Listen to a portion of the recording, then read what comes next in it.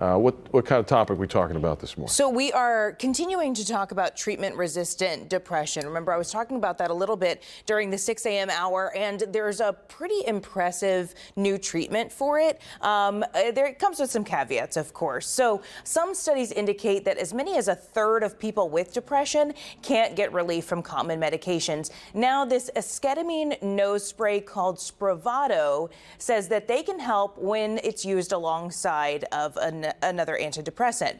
In one clinical study, people who used Spravato and an oral antidepressant experienced greater reductions of depressive symptoms compared to those who received a placebo.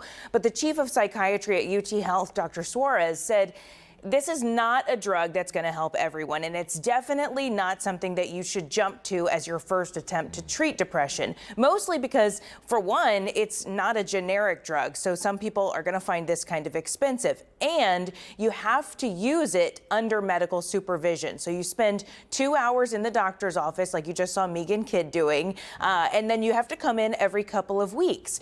Kidd says that she was 14 years old when she first started trying to find treatment for depression, and she really has not been successful until now. So that was 30 years ago. Wow. She recently started Spravato and said that it helps lift that dark cloud that people with depression carry. And for her, Spravato was covered by insurance, so she's only paying a copay to go into the clinic to use it. She can space out the visits now and comes in every couple of weeks. I tell you that because initially when patients go in, they have to come in a couple of times per week until they can increase the dosage to spread it out a little bit more. Now, the common side effects, there's always side effects.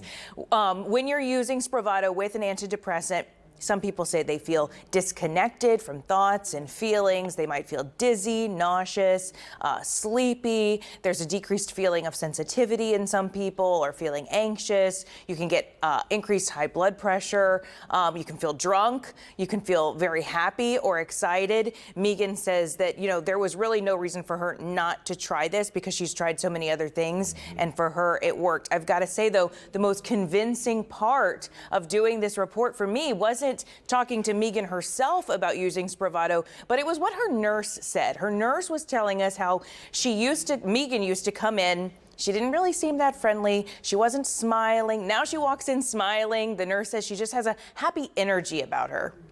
Like you can see a change in her. Like she's more upbeat. It's just when she comes in the office, she's smiling now. From when she first started until now, you see a difference in the patient. So when patients experience, I'm like, well, I haven't taken it personally, but I can see how much it's helping others. That's amazing. I love to hear that.